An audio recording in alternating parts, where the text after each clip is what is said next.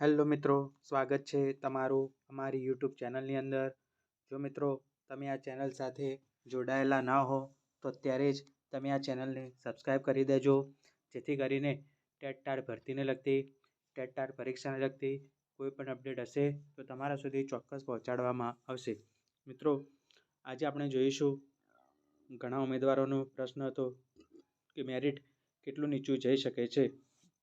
તો મિત્રો આજે આપણે જોઈશું કે શું મેરિટ 65થી નીચું પણ રહી શકે છે, તો એના માટે કયા કયા કારણો જવાબદાર છે।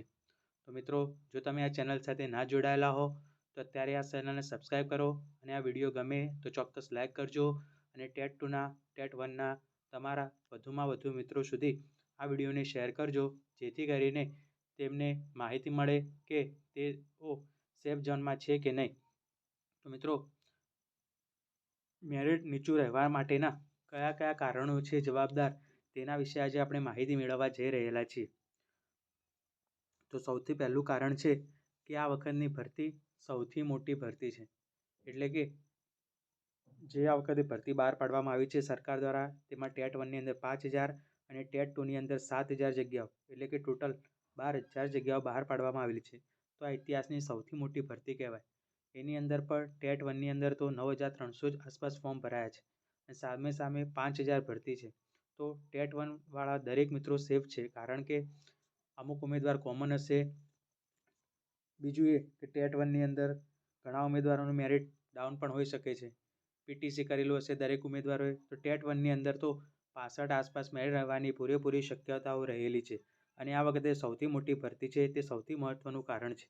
ત્યારબાદ આ વખતનો સૌથી મોટો લાભ ઉમેદવારોને થશે ક્રમિક ભરતી।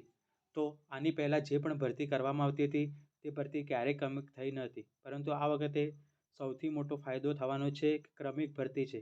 ક્રમિક ભરતીના કારણે ઘણા ઉમેદવાર ટાટ એચએસની અંદર, ટાટ એસની અંદર, ટેટ 2ની અંદર, ટેટ 1 આ રીતે જ લાગવાના છે।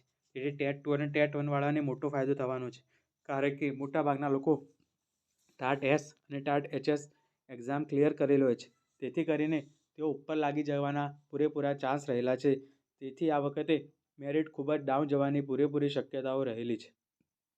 ત્યારબાદ છે, જો જે મિત્રો નોકરી કરે છે તે મિત્રો ફોર્મ ના ભરે તો અત્યારે જે મિત્રો સરકારી વિભાગની અંદર, ટીચરની અંદર હોય કે કોઈ બી લાઇનની અંદર સરકારી વિભાગની નોકરી કરતા હોય તો પોતે જો આ ભરતીની અંદર ફોર્મ ના ભરે તો ચોક્કસ મેરિટ નીચું જશે, કારણ કે તેઓ તો પહેલેથી નોકરી કરે જ છે।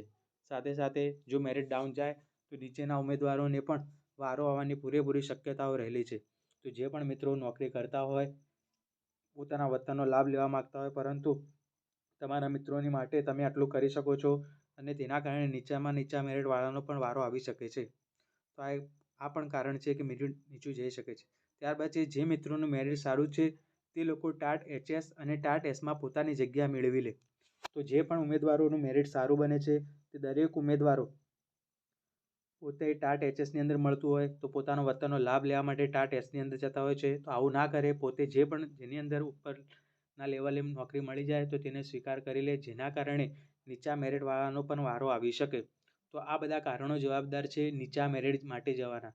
સાથે સાથે જે પણ ઉમેદવારો અત્યારે આવેદનપત્ર આપી રહ્યા છે, જગ્યામાં વધારો કરી રહ્યા છે, જો જેમ બને એમ જેટલી પણ જગ્યા વધારો થશે તેથી દરેક ઉમેદવારોને ફાયદો થવાનો જ છે।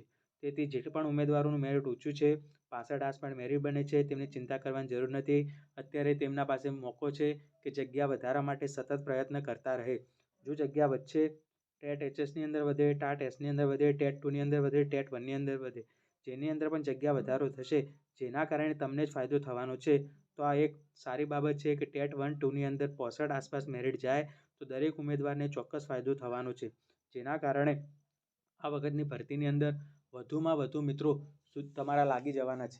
તો જે પણ ઉમેદવારોને આ વિડીયો ગમે તો ચોક્કસ લાઈક કરો, તમારા વધુમાં વધુ મિત્રો સુધી શેર કરો અને ટાટની ભરતીને લગતી કોઈ પણ અપડેટ જોઈતી હોય તો અત્યારે તમે આ ચેનલને સબસ્ક્રાઈબ કરી દો, કારણ કે ટેટ 1, 2ની અંદર મેરિટ નીચું જશે તો દરેક ઉમેદવારને ફાયદો થવાનો છે। તો આ બધા કારણો જવાબદાર છે। તો આ કારણો જો સાર્થક થશે તો ચોક્કસ મેરિટ 65 આસપાસ રહેવાની પૂરેપૂરી શક્યતાઓ રહેલી છે।